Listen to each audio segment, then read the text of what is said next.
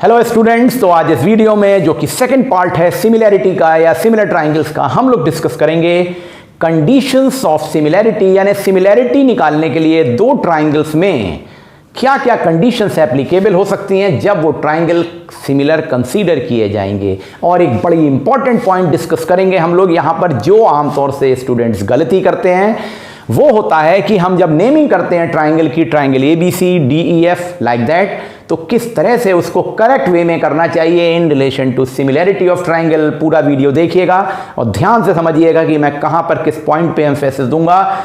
ये पॉइंट पिछले वीडियो में डिस्कस नहीं किया गया था, जानबूझ के ऐसा किया गया था ताकि आपको वो पुराने लॉजिक के बाद अब ध्यान देना है कि हम कहां पर एक बहुत बड़ी गलती करते हैं, वो ना करें। तो आइए समझते हैं इस बात को। कंडीशंस में सबसे पहली कंडीशन आती है SAS, जैसा कि नाम से पता लग रहा है, जैसा आपने कॉन्ग्रुएंसी में भी सीखा है, SAS सिमिलैरिटी यानी साइड एंगल साइड। तो ये जो साइड है ना, ये जो एंगल है ये दो साइड्स के बीच में इंक्लूडेड है। साइड एंगल साइड, देखिए आपके सामने दो ट्राइंगल बने हैं, ट्राइंगल ABC और ट्राइंगल DEF। अगर उन दोनों ट्राइंगल को देखें तो एंगल A गिवन है एंगल D के इक्वल, यानी दो ट्राइंगल्स हैं, ट्राइंगल ABC और ट्राइंगल DEF। इसमें एंगल A एंगल D के इक्वल है, ये गिवन है। और इसके रिलेशन में जो दो साइड्स हैं जो कि इस एंगल को इंक्लूड कर रही हैं, यानी कि एंगल A को इंक्लूड करने वाली साइड है AB और AC। सिमिलरली एंगल D को इंक्लूड करने वाली साइड है DE और DF। ये दोनों साइड्स का रेशियो आपस में बराबर होना है। अगर ये दो कंडीशन हैं तो ये ट्राइंगल सिमिलर ट्राइंगल कहलाएंगे। देखिए, तो कंडीशन 1 है angle A is equal to angle D given है, और ratio of this side AB, देखिए ये AB और ये DE, इन दोनों साइड्स का रेशियो, ये करस्पॉन्डिंग साइड्स हो गई ना, AC अपॉन DF, इन दोनों साइड्स के रेशियो के बराबर होना चाहिए। अगर ये कंडीशन फुलफिल हो रही है तो ट्राइंगल ABC और DEF सिमिलर ट्राइंगल होंगे। दूसरे पोस्टुलेट पे आते हैं जो कि है AA और AAA। नेचुरल अगर है बात की, अगर किसी ट्राइंगल में दो एंगल इक्वल है तो तीसरा भी तो इक्वल होगा, तो हम इसे लिख सकते हैं AAA और double A similarity. Angle angle angle, जैसे कि आपके सामने दो ट्राइंगल गिवन हैं, एंगल ABC और एंगल DEF। अब आप देखिए इसमें एंगल A एंगल D के इक्वल है, ये दोनों एंगल इक्वल है, और गिवन है ये एंगल B, ये डबल मार्क जो किया है, ये एंगल E के इक्वल है, ये एंगल E के इक्वल है, यानी ये एंगल इक्वल है, तो नेचुरली तीसरा एंगल तो इक्वल होगा। तो आप इसे AA भी बोल सकते हैं, AAA भी बोल सकते हैं। तो देखिए, अगर ये एंगल A एंगल D के इक्वल है, एंगल B एंगल E के इक्वल है, तो हम इन ट्राइंगल्स को तुरंत सिमिलर बोल देते हैं। क्यों? क्योंकि बेसिक लॉजिक तो आपने यहीं से शुरू किया था सिमिलैरिटी का, कि अगर तीनों एंगल इक्वल हैं तो ट्राइंगल इक्वी एंगुलर है, तो उसकी करस्पॉन्डिंग साइड्स, यानी ये जैसे BC अपॉन EF का रेशियो इसके एंगल के सामने AC अपॉन DF के रेशियो के बराबर होगा, और ये C के सामने AB अपॉन DF के सामने की जो साइड है उसके करस्पॉन्डिंग रेशियो के बराबर होगा। तो आप बड़े आराम से इस तरह की सिचुएशन में क्या लिख सकते हैं, आप लिख सकते हैं AC upon DF is equal to BC upon EF is equal to AB upon DE। आप बहुत आराम से ये रेशियो बना सकते हैं। तो आपने इस तरह से दो सिचुएशन देख ली। अब अगली सिचुएशन पे आते हैं, सिमिलैरिटी की कंडीशन। तो बच्चों, अब तीसरी कंडीशन को देखें सिमिलैरिटी के लिए, वो कंडीशन होती है SSS सिमिलैरिटी, यानी साइड्स के करस्पॉन्डिंग साइड्स का रेशियो की सिमिलैरिटी, साइड साइड साइड। तो देखिए आपके सामने दो ट्राइंगल्स हैं, ट्राइंगल ABC और ट्राइंगल PQR। इन दोनों ट्राइंगल्स में ध्यान से देखिए, तो देखिए गिवन है AB अपॉन PQ, मतलब AB अपॉन PQ, इसका रेशियो किसके इक्वल है, BC upon QR, BC upon QR, और ये इक्वल है AC अपॉन PR। अगर ये रेशियो इक्वल गिवन है तो नेचुरल बात है इनके करस्पॉन्डिंग एंगल भी तो इक्वल होंगे। पहले वीडियो में आपने ये समझा था। तो देखिए आप लिखेंगे triangle ABC similar to triangle PQR। In nutshell कहने का मतलब है हम एंगल्स का रिलेशन देखते हैं और उसके करस्पॉन्डिंग साइड्स का रिलेशन का रेशियो देखते हैं और सिमिलैरिटी प्रूफ कर देते हैं।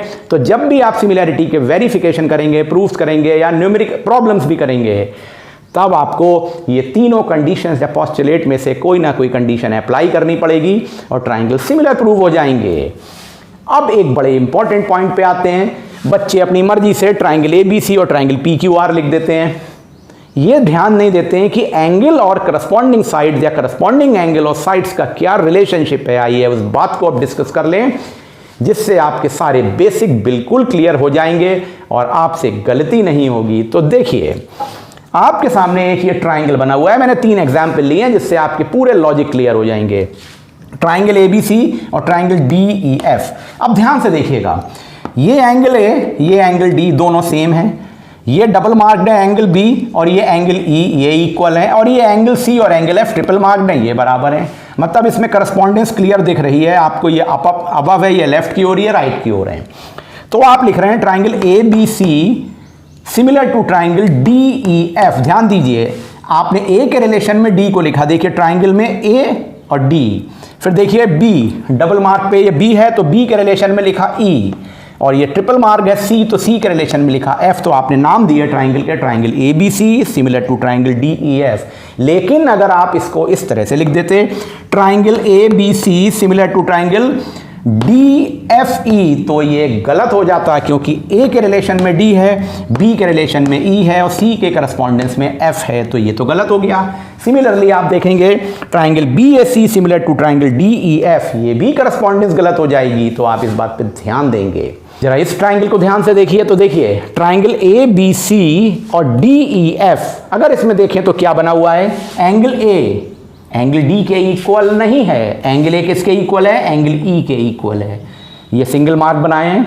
एंगल B डबल मार्क बनाया है तो एंगल B एंगल D के इक्वल है, और एंगल C एंगल F के इक्वल है। करस्पॉन्डेंस को ध्यान देना है। तो देखिए, आपने अगर कहना है ये दोनों ट्राइंगल सिमिलर हैं तो आप लिखेंगे ट्राइंगल, अगर मान लीजिए आप लिख रहे हैं ट्राइंगल ABC, तो देखिए एंगल A के रिस्पेक्ट में ये जो A टर्म आया, इसके रिलेशन में यहां पे आना चाहिए E, यानी स्टार्टिंग आप करेंगे E से, तो आप लिखेंगे ट्राइंगल E। अब देखिए B के रिलेशन में D है तो यहां लिखेंगे D, B के रिलेशन में D लिखा आपने, ये देखिए A के रिलेशन में E को लिखा था। अब आप देखिए C के रिलेशन में F को लिख देंगे, तो आप लिखेंगे similar triangle ABC and EDF।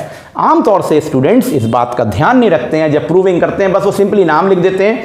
हो सकता है टीचर्स बताते हो ना बताते हो, लेकिन ये आपने अगर नहीं किया तो करस्पॉन्डेंस गलत हो गई, तो सिमिलरिटी नहीं आएगी। तो सही तरीका यही है लिखने का। एक और एग्जाम्पल देखिए, थर्ड देखिए ट्राइंगल ABC और DEF। अब देखिए एंगल A किसके इक्वल है, एंगल F के इक्वल है।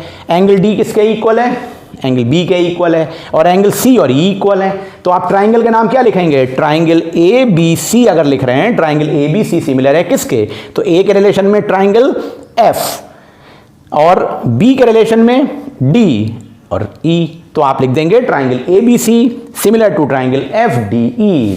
इस बात का ध्यान रखना बहुत ज़रूरी होता है। जो मैंने ये कंडीशंस बताई, इस चीज़ को पहले वीडियो में डिस्कस नहीं किया गया था, वहां तो आपको केवल लॉजिक बताया था। आज ये आपको बिल्कुल क्लियर हो गया। आगे अब आप जब भी कोई प्रूविंग की प्रॉब्लम करेंगे, कोई भी प्रॉब्लम करेंगे, तो सिमिलैरिटी तभी सही मानी जाएगी जब उसकी correspondence in relation to angle और correspondence in relation to side सही हो। आई होप आपको इस वीडियो में ये सारी बातें क्लियर हो गई होंगी। अगले वीडियो में हम लोग डिस्कस करने जा रहे हैं और डिस्कस करेंगे basic proportionality theorem of the similarity और सिमिलर ट्राइंगल, जो बड़ी इंपॉर्टेंट थ्योरम है आपको समझने के लिए। और इसके बाद हम लोगों को डिस्कस करना होगा एरिया के रिलेशन में सिमिलैरिटी। आई होप आप वेट करिए और आपको सब समझ में आएगा। Thank you very much.